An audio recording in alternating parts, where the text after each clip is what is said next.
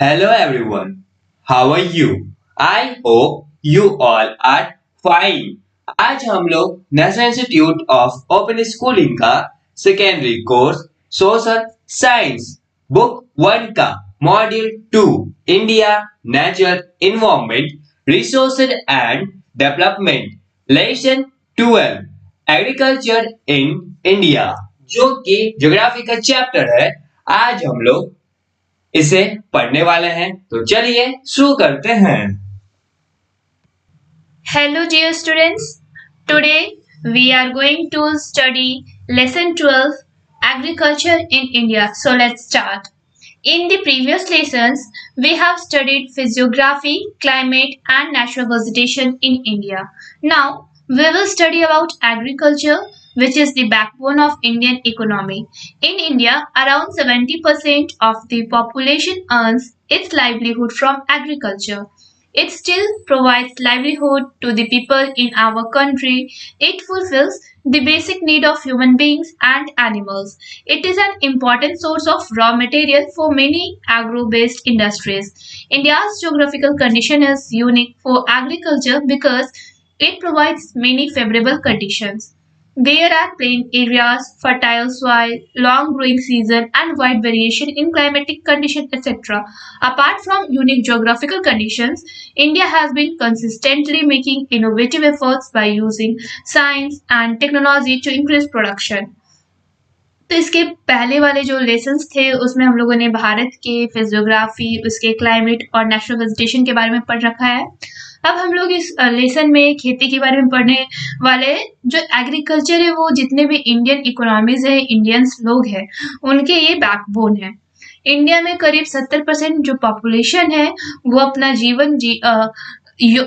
जीवन व्यतीत करने के लिए जो भी पैसे की कमाई करते हैं वो खेती से ही करते हैं, और ये अभी भी कई लोगों को जीवन यापन करने का साधन हमारे देश में प्रोवाइड करता है एग्रीकल्चर। ये हमारे बेसिक नीड्स को फुलफिल करता है, जितने भी हमारे ह्यूमन बींग्स है या एनिमल्स है, और ये जरूरी है। ये जो खेती है वो एक रॉ मटेरियल भी देता है। जितने भी जो इंडस्ट्रीज है वो एग्रो बेस्ड है, उसे ये रॉ मटेरियल भी प्रदान करता है। जो इंडियाज का जो जोग्राफिकल कंडीशन है वो बहुत ही यूनिक है, और इसमें कई प्रकार की खेती भी किए जाते हैं क्योंकि इनके जितने भी कंडीशंस है वो फेवरेबल है।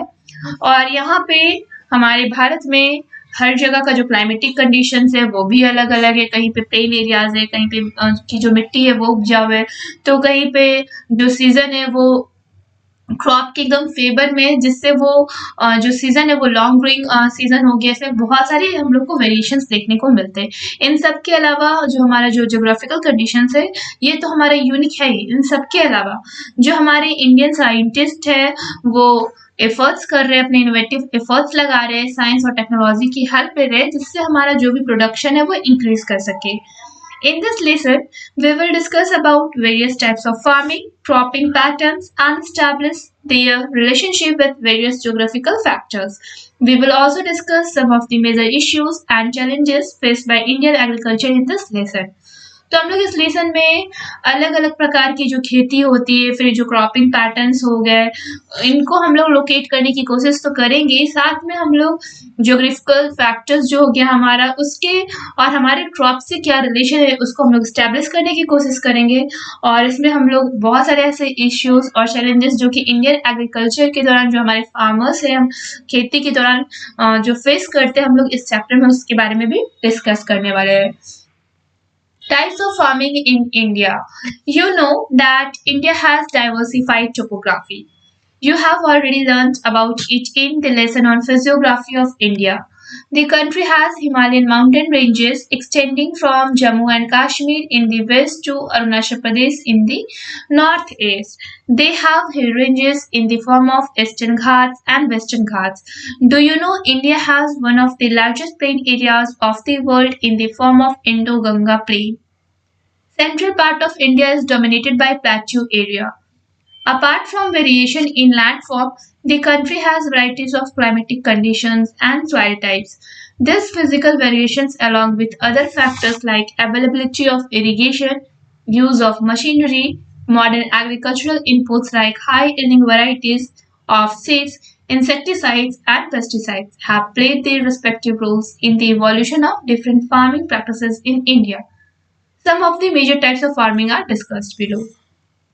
तो हम लोग यहाँ पे देखने वाले हैं कि जो इंडिया में किस प्रकार की खेती को किया जाता है। जैसे कि हम लोग सभी जानते हैं या आप भी जानते होंगे कि जो इंडिया का जो टोपोग्राफी है वो बहुत ज़्यादा डिफरेंट है, डाइवर्सिफाइड है। और आप लोगों ने ये भी पढ़ रखा है, जान रखा है कि जो इंडिया का जो फिजियोग्राफी है वो भी आप लोगों ने देख रखा है। जो हमारा देश है उसके हिमालयन जो माउंटेन रेंजेस है वो जम्मू और कश्मीर से एक्सटेंड करता है, वेस्ट में अरुणाचल प्रदेश और नॉर्थ ईस्ट, ठीक है, नॉर्थ ईस्टर्न।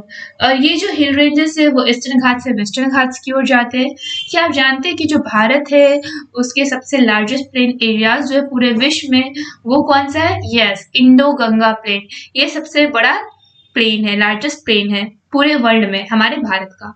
जो सेंट्रल पार्ट है इंडिया का वो प्लेट्यू एरियाज के साथ डोमिनेट करता है। और इन सब के अलावा हम लोग अगर लैंडफॉर्म में भी देखें तो बहुत सारे ऐसे वेरिएशंस हम लोग को देखने को मिलेंगे। जैसे हमारा जो कंट्रीज है यहाँ पे अलग अलग प्रकार के क्लाइमेटिक कंडीशंस है, सॉइल टाइप्स है, मीन्स मिट्टी के भी कई प्रकार है। इसके जो फिजिकल वेरिएशंस है इसके साथ साथ कई भी अदर फैक्टर्स भी है, जैसे कि सिंचाई के लिए कितनी अवेलेबिलिटी है हमारे यहाँ, हम लोग कैसे मशीनरी को यूज कर रहे हैं, क्या हम लोग मॉडर्न एग्रीकल्चर इनपुट्स जैसे कि high yielding varieties of seeds को यूज कर रहे हैं या नहीं, फिर इंसेक्टिसाइड्स हो गया, पेस्टिसाइड्स हो गया, ये सब भी एक बहुत ज़्यादा इंपॉर्टेंट रोल प्ले करते हैं हमारे डिफरेंट फार्मिंग प्रैक्टिसेस के अंदर भारत में।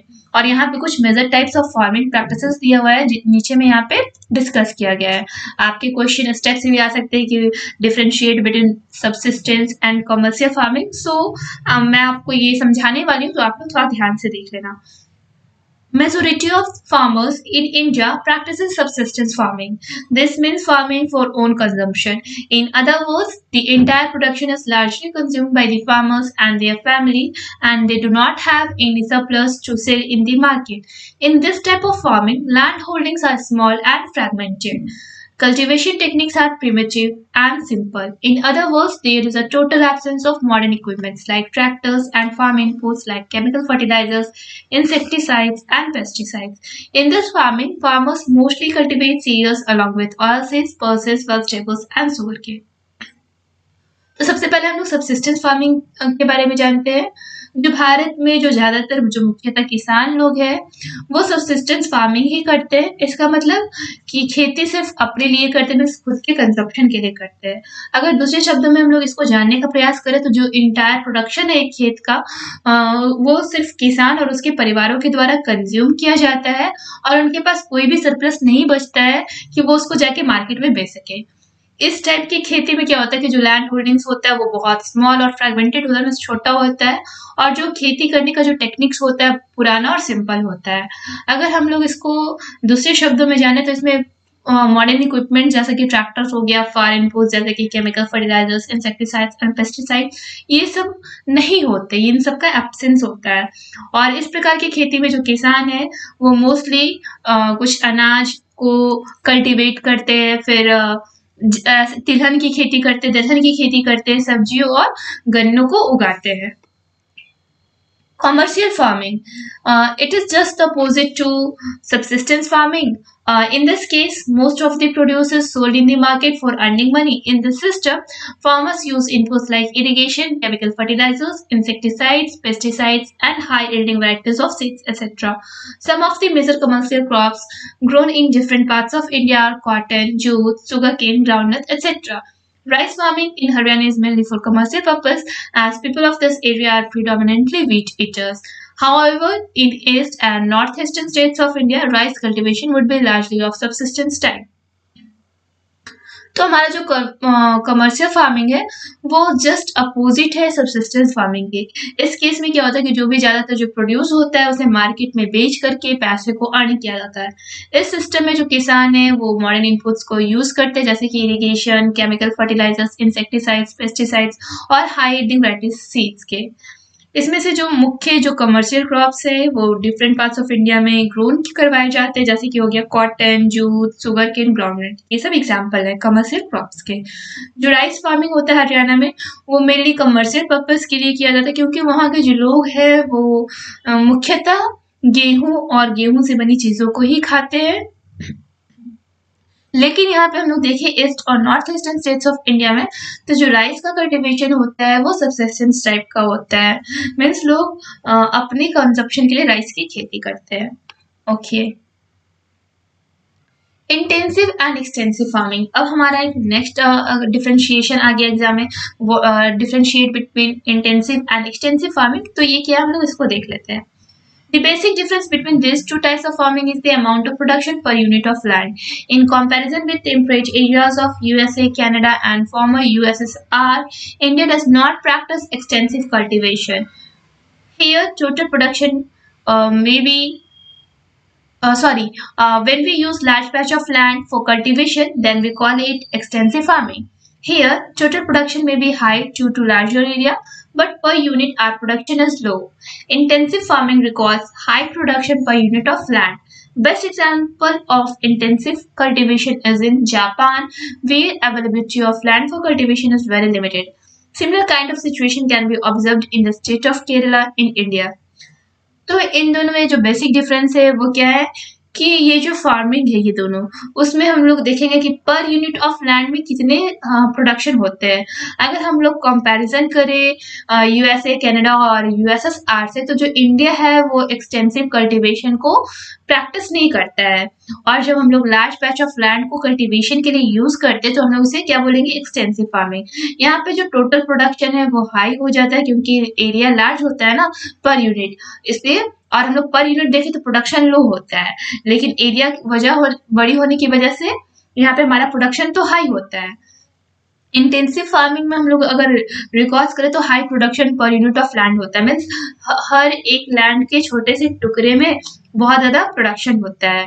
और बेस्ट एग्जांपल हम लोग अगर इंटेंसिव कल्टीवेशन का देखें तो वो जापान में प्रैक्टिस किया जाता है, जहाँ पे लैंड जो है कल्टीवेशन के लिए बहुत ज्यादा लिमिटेड है, लेकिन वहाँ का जो प्रोडक्शन है वो हाई होता है। और हम लोग अगर सिमिलर काइंड ऑफ सिचुएशन देखना चाहे इंडिया में, तो वो कहाँ देखेंगे, इंडिया के एक स्टेट है केरल, वहाँ पे भी सेम प्रैक्टिस किया जाता है। Plantation farming. Now, our next topic is plantation farming. It is an estate where a single cash crop is grown for sale. This type of agriculture involves growing and processing of a single cash crop purely meant for sale. Tea, coffee, rubber, banana, and spices are all examples of plantation crops. Most of these crops were introduced in India by the Britishers in the 19th century. तो ये plantation farming में क्या होता है कि जो single cash crop को grown करवाया जाता है बेचने के लिए। और इस प्रकार की खेती में जो लोग क्या करते हैं, पहले अपने सिंगल कैश क्रॉप को ग्रो करते हैं, फिर उसका प्रोसेसिंग करते हैं, सिर्फ इनको बेचना होता है इस चीज को। जैसे कि हमारा टी हो गया, कॉफी, रबर, बनाना, स्पाइसेस, जितने भी मसाले हैं वो सब एग्जाम्पल है प्लांटेशन क्रॉप्स के।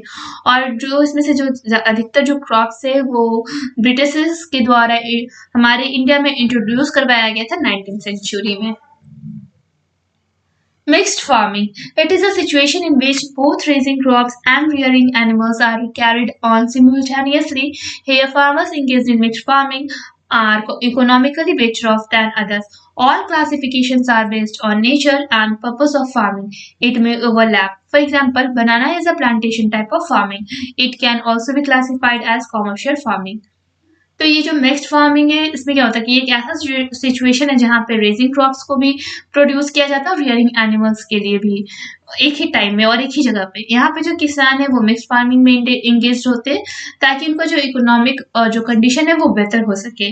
और जितने भी क्लासिफिकेशंस है वो नेचर और पर्पस ऑफ फार्मिंग पे बेस्ड है, और इसको हम लोग ओवरलैप भी कर सकते हैं। एग्जाम्पल के लिए जो बनाना का जो प्लांटेशन है वो फार्मिंग का टाइप है, और इसे हम लोग एज अ कॉमर्शियल फार्मिंग भी कैटेगराइज कर सकते हैं। Okay,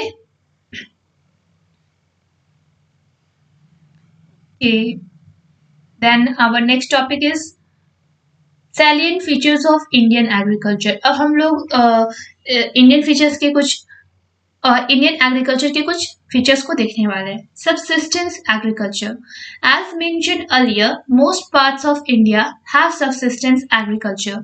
This type of agriculture has been practiced in India for several hundreds of years and still prevails in a large part of India in spite of the large-scale change in agricultural practices after independence. तो जैसा कि पहले भी mention किया जा चुका है कि जो इंडिया का जो अधिकतर पार्ट है वहाँ पे सबसिस्टेंस एग्रीकल्चर किया जाता है। इस टाइप के एग्रीकल्चर में जो इंडिया है वो several hundred of years mean सालों से इस खेती को प्रैक्टिस करा और अभी तक लोग भारत के जो लार्जर पार्ट है वो इसी प्रकार की खेती करते हैं और लार्ज स्केल पे करते हैं और जो एग्रीकल्चर प्रैक्टिसेस है वो इंडिपेंडेंस के बाद भी सबसिस्टेंस एग्रीकल्चर अभी भी हमारे यहाँ हो रहा है। Pressure of population on agriculture.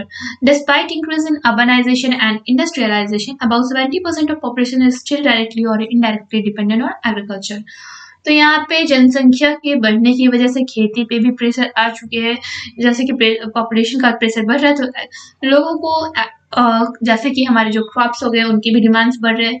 अगर हम लोग देखें कि अर्बनाइजेशन इंक्रीज हो रहा है मीन शहरीकरण हो रहा है, औद्योगिकीकरण हो रहा है, तो इसमें से जो 70% जो जनसंख्या है वो या तो डायरेक्टली या फिर इनडायरेक्टली खेती पे ही निर्भर करते हैं।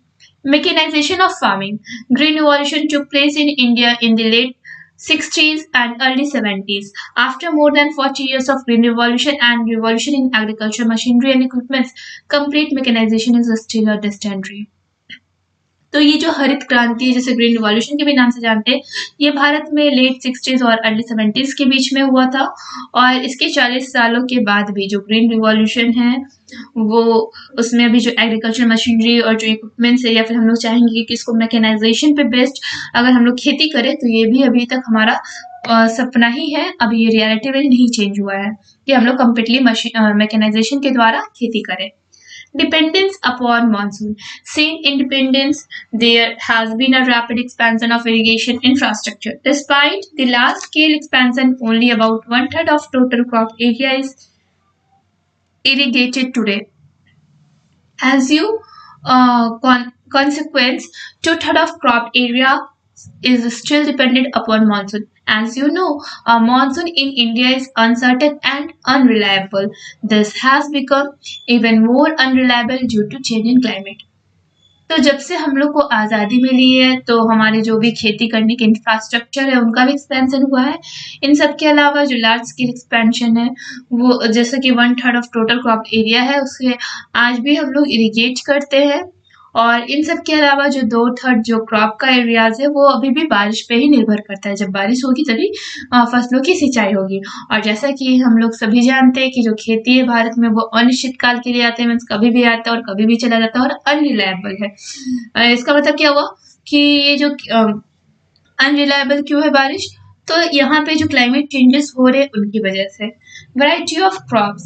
Can you guess why India has a variety of crops? As mentioned in the beginning of the lesson, India has diversity of topography, climate and soil. Since India has both tropical and temperate climate, crops of both the climate are found in India. There are very few countries in the world that have variety comparable to that of India. You would realize that when we would discuss the different type of crops in detail, look at the table number 1 to get an idea. तो क्या आप guess कर सकते हो कि भारत के पास इतने crops के वैरायटीज क्यों है? जैसा कि पहले ही मेंशन किया गया है इस लेसन की शुरुआत में, जो इंडिया का जो टोपोग्राफी है वो डाइवर्सिटी भरा है। इसके जो क्लाइमेट है वो अलग है, सॉइल्स भी कहीं कहीं मीन्स एक जैसे नहीं है, उनका भी बहुत ज़्यादा डिफ्रेंशिएशन है। भारत में ट्रॉपिकल और टेम्परेट क्लाइमेट दोनों है और जो क्रॉप्स है जो भी क्लाइमेट है वो भी इंडिया में पाए जाते हैं कि इसमें डाइवर्सिटीज है। और यहाँ पे कुछ ऐसे कंट्रीज है वर्ल्ड में जहाँ का जो वैरायटी है वो इंडिया से हम लोग उसको कंपेयर कर सकते हैं। आपको ये रियलाइज होगा कि जब हम लोग डिफरेंट टाइप्स ऑफ क्रॉप्स को डिटेल में हम लोग डिस्कस करेंगे तो हम लोग हर एक टॉपिक पे नजर डालेंगे। आप टेबल नंबर 1 को देखो और वहां से आपको आइडिया मिल जाएगा। Predominance of food crops. Since Indian agriculture has to feed a large population, production of food crops is the first priority of the farmers almost everywhere in the country. However, in recent years, there has been a decline in the share of land used for food crops due to various other commercially most advantageous uses of this land. तो जो हमारे जो Indian agriculture है वो भी जो हमारा large population है इंडिया का, वो किस पे निर्भर है, तो खेती पे। ये जो हमारा इंडियन एग्रीकल्चर है वो लार्ज पॉपुलेशन को खिलाता है। फिर जो फूड क्रॉप्स है उसका प्रोडक्शन करता है, ये फर्स्ट प्रायोरिटी है किसान का सभी जगह, हम पूरे कंट्री में।